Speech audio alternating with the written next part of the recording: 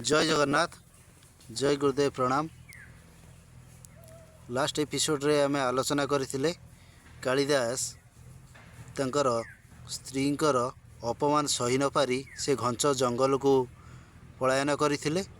आज तापर अवस्था कौन है से विषय रे जानिबा। त्राही ब्रह्म दारु ब्रह्म त्राही त्राही त्राही ब्रह्म ज्योति त्राही जगन्नाथ त्राही त्राही। तमें सकल प्राणर जीवन, तमें जीवर जीवन। हे जीवेश्वर एक ब्रह्म द्वयनास्ति भावरे संसार परिचालक भावे मु तुमर चरणार बिंदरे शरण पशि कालिदास संबंध में किसी कहवाक जाऊँगी। आज निर्यातित अपमानित कालिदास स्त्री पाखर पदाघात खाई प्राण विसर्जन करने जाऊँगी निर्जन कानन रे, जाऊँगी निर्जन कानन को घन रातिर। आज गर्जनरत सिंह व्याघ्र भल्लुक शृगाल आदि तांकर विकटाल शब्द शुभिबार लगी। पाखे पाखे मध्य सेमाने जाउछंती। ए गर्जन को कर्णपात करे नाही कालिदास। आज स्त्री अपमान रे अपमानित प्राण करिवो नाश। भय करी नाही जाउछि आगो को आगे चली जाइछि। तले आगो को आगे जाउछि। एई जो बण भितरे थिबा स्वापद संकुल बनानी मध्यरे थिबा हिंस्र जंतु माने तांकर किछि अत्याचार करि नांती। हुए तो एइठी मु पदे आपन को कहिबी जे दैव बलान्य च नान्य बलम। जोठारे दैवी बल जहाकू साहाय्य करे तार किछि बाधा विघ्न उपजेना ताकू सबु बेले दैव सहाय हुए। एई स्वापद संकुल वन भितरे बाघ बुलुचंती, गंडा बुलुची, हाथी बुलुची, भालू बुलुची। ये सबू जेतेबेले बुलुचंती ए कालिदास जाउची तांकर किछि क्षति होउनी। गर्जन करी सेमाने पळौचंती। ए आगो को जाउचंती कालिदास। निराशमय जीवन प्राण करिवे विसर्जन।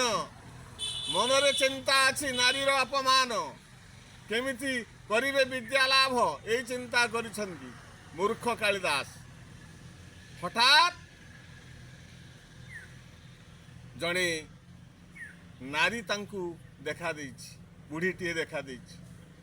कहले हे तू निर्जन कानन मध्य को पळे आसछु। ए बाघ भालू गंडा गयल सिंह एमाने गर्जन करछन तो पाखे पाखे जाउछु। तते कोन डर लागुनी? मैं काहे के डरबी? काहा पाई डरबी? के मोर कोन करिवो? मरिया पाई मु आसीछि। प्राण विसर्जन उद्देश्य रे आसीछि मु। कानन चली जीव ए अपमानित जीवन। जो नारी मते करिछि पदाघात मु केमिति बंचिबी? कुह मात मु केमिति बंचिबी अपमान रे? मु जीवन रखिबी नहीं। जेतले काकुति मिनति भाव रे क्रंदनर भाव तार जाग्रत हेछि। ता पूर्वर गोटे कथा अछि। जने सन्यासी देखिथिले कहिले तो गुडाए आलोचना हबो किंतु ताकू न कही ए नारी संबंध रे मु कहली। ए नारी जनक किए? अज्ञात। तांको ऊपर संतुष्ट हेई से नारी जनक कहउचंती से देवी रूपा नारी। नारी नुह देवी। महाकाली महालक्ष्मी महासरस्वती रूपिणी माँ देवी तांकू दर्शन देइछंती। तांको जीवन रे नूतन भाव संचार करिवा पाई जागरण करिवा पाई आज कालिदासंकु दिग्दर्शन मार्ग रे आलोकित करिवा पाई देवी रूपा सरस्वती महाकाली तांकू सहाय होइछंती। कहला जा आगो जा तू ज्ञान पाइबू। ना केमिति पाइबी? ना देख जा आगे गोटे सरस्वती पुष्करणी अच्छी। से सरस्वती पुष्करणी जहाँ को कह जाए सरस्वती कुंड। से कुंड रे स्नान करिबू। हे पुत्र 7 जन्म न जीवा जाए तोर ज्ञान उदय हेब नाही। तेणु मु तोते 7 जन्म एठी देउछि।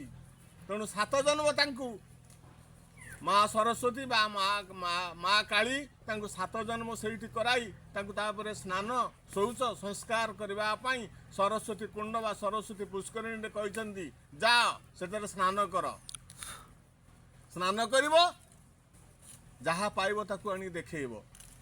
माँ को निर्देश रे 7 जन्म पाई कालिदास आज पुष्करणी रे बुड़ जेतले मारिछंती प्रथम हाथ रे धरिछंती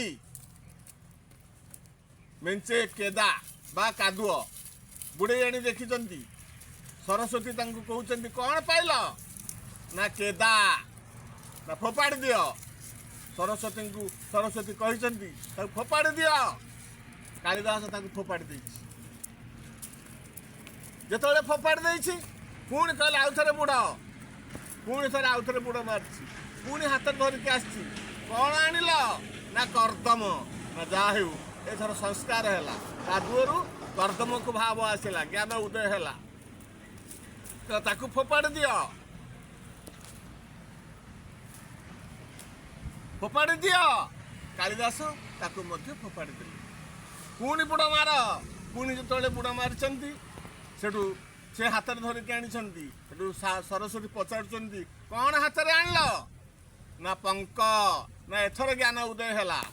ପଙ୍କ ବୋଲି ଉଚ୍ଚାରଣ କଲେ। ସଂସ୍କାର ଜୀବନ ଆସିଲା। ତାପରେ ପୁଣି କହିଲେ ନା ତାକୁ ଫୋପାଡ଼ି ଦିଅ। ତାକୁ ଯେତେବେଳେ ଫୋପାଡ଼ି ଦେଲେ ପୁଣି କହିଲେ ବୁଡ଼ ମାର। ପୁଣି ମାଙ୍କ ନିର୍ଦ୍ଦେଶରେ କାଳିଦାସ ପୁଣି ଯେତେବେଳେ ସରସ୍ୱତୀ କୁଣ୍ଡରେ ବୁଡ଼ ମାରିଛନ୍ତି, ଆଣିଛନ୍ତି ଡାହାଣ ହାତରେ ଧରି ଗୋଟିଏ ପଦ୍ମ ଫୁଲ। ତାକୁ ଦେଖେଇଛନ୍ତି। ନା କ'ଣ ଆଣିଲ ନା ପଙ୍କଜ। ନା ଠିକ ଅଛି, ଏକୁ ଫୋପାଡ଼ ନା ହାତରେ ଧର, ଆଉ ଥରେ ବୁଡ଼ ମାର। କାଳିଦାସ ମାଙ୍କ କଥାରେ ଆଉ ଥରେ ବୁଡ଼ ମାରି ପୁଣି ବାଁ ହାତରେ ଆଣିଲେ ଗୋଟିଏ କଇଁ ଫୁଲ ବା ମୃଣାଳ। କହିଲେ କ'ଣ ଆଣିଲ ନା ଗୋଟେ କଇଁ ଫୁଲ। ନା ଏଥର ମୋ ପାଦ ପଦ୍ମରେ ଦିଅ ଏଇ ଫୁଲକୁ। କି ଚେତନା କରି ତ ଫୁଲ ଦଉଛ ଦିଅ। କାଳିଦାସ କହୁଛନ୍ତି ଜନନୀ ଡାହାଣ ହାତରେ ଧରିଛି ମୁଁ ପଦ୍ମ ଫୁଲକୁ, ବାମ ହାତରେ ଧରିଛି ଏ କଇଁ ଫୁଲକୁ। ଦୁଇ ଫୁଲକୁ ଧରି ପଦ୍ମକୁ ଦେଲି ଡାହାଣ ପାଦକୁ, କଇଁକୁ ଦେଲି ବାମ ପାଦକୁ। ଶ୍ଳୋକଟି କହିଲେ ପଦ୍ମ ଦକ୍ଷିଣ ହସ୍ତେ ପଦ୍ମମିଦಂ ବାମ କରେ ଉତ୍ପଳ ମେକକମ୍। ମୋର ବାଁ କରରେ ଗୋଟିଏ ଉତ୍ପଳ ବା କଇଁ ଫୁଲ, ବାମ କରରେ ଗୋଟିଏ ପଦ୍ମ ଫୁଲ। ବ୍ରୁହି କିମଚ୍ଛସି ପଦ୍ମ ନେତ୍ରେ କର୍କଶନାଲମ୍। ହେ ପଦ୍ମ ନେତ୍ରେ, ମୁଁ ଇଚ୍ଛା କରି ତମକୁ ଏଇ ଫୁଲ ଦିଟିକି ଦେଲି। ତମ ବାମ ପଦରେ ଦେଲି କଇଁ ଫୁଲକୁ, ଡାହାଣ ପାଦରେ ଦେଲି ପଦ୍ମ ଫୁଲକୁ। ହସିଦେଲେ ଦେବୀ। କହିଲେ ଯାହା ହଉ, ତତେ ମୁଁ 7 ଜନ୍ମ କରେଇଥିଲି, ବୁଡ଼େଇଲି ସରସ୍ୱତୀ କୁଣ୍ଡରେ। ଜ୍ଞାନ ଉଦୟ ହେବା ପାଇଁ ପଦ୍ମ ଫୁଲ ଆଣିଲୁ ଆଉ କଇଁ ଫୁଲ ଆଣିଲୁ। ମୋତେ ମୋ ପାଦ ପଦ୍ମରେ ଦେଲୁ, ଖୁସି ହେଲି। କିନ୍ତୁ ମୋତେ ତୁ ପଦ୍ମ ନେତ୍ରେ କହିଲୁ। ମୁଁ ନୁହେଁ ଗଣିକାରେ ପୁତ୍ର, ମୁଁ ନୁହେଁ ସୁନ୍ଦରୀ ନାରୀ, ଦେବୀ ରୂପା ମହାମାୟୀ, ମୁଁ ସଂସାରର ଜ୍ଞାନ ତରି। ହେ ପୁତ୍ର, ମୁଁ ସଂସାର ପାଇଁ ଜ୍ଞାନର ତରି। ମୁଁ ଗୋଟିଏ ସୁନ୍ଦରୀ ନାରୀ ନୁହଁ କି ତୋ ପାଇଁ ମୁଁ ଗୋଟେ ବେଶ୍ୟା ନୁହଁ। ମୋତେ ବେଶ୍ୟା ରୂପରେ ପଦ୍ମ ନେତ୍ରେ କହିକି ବନ୍ଦନା କଲୁ। ଠିକ ଅଛି, ଏଥର ମୋ ବନ୍ଦନା କର। ସେଠୁ କାଳିଦାସ ବନ୍ଦନା କରିଛନ୍ତି। କଜ୍ଜଳ ପୂରିତ ଲୋଚନ ଧାରେ, স্তনযুଗ୍ମ ଶୋଭିତ ମୁକ୍ତାହାରେ, ବୀଣା ପୁସ୍ତକ ରଞ୍ଜିତ ହସ୍ତେ, ଭଗବତୀ ଭାରତୀ ଦେବୀ ନମସ୍ତେ। ଆହୁରି ମ୍ଳାନ ହେଇଗଲେ ସରସ୍ୱତୀ ଦେବୀ। କହିଲେ ସେତେବେଳେ ମୋତେ କହିଲୁ ପଦ୍ମନେତ୍ରେ, ବେଶ୍ୟା ରୂପରେ ମୋତେ ପରିଗଣିତ କରି ମୋର ବନ୍ଦନା କଲୁ। ବର୍ତ୍ତମାନ ମୋତେ ଦେଲୁ ମୋ କୁଚ ବା ମୋର ବକ୍ଷୋଜ ଉପରେ ତୋର ନଜର ପଡ଼ିଗଲା। ମୋ ଗଳାରେ ମୁକ୍ତାହାର, ମୋ କୁଚରେ ଏ ମୁକ୍ତାହାରର ଶୋଭା ତତେ ଦେଖାହେଲା। ମୁଁ ଦେବୀ ରୂପରେ ମୋତେ ଦେଖାହେଲାନି। ମୁଁ ତୋର ମା, ପୂଜ୍ୟା, ବନ୍ଦ୍ୟା, ଅଗ୍ରଗଣ୍ୟା ବୋଲି। ସଜ୍ଜନ ଲକ୍ଷ୍ୟ କରିବେ। ଏଇଠୁ ଏ ଆଲୋଚନାକୁ ବନ୍ଦ କରି ପୁଣି ଆର ଆଲୋଚନାକୁ କହିବି। ରହିଲି। ଜୟ ଜଗନ୍ନାଥ। ଜୟ ଜଗନ୍ନାଥ।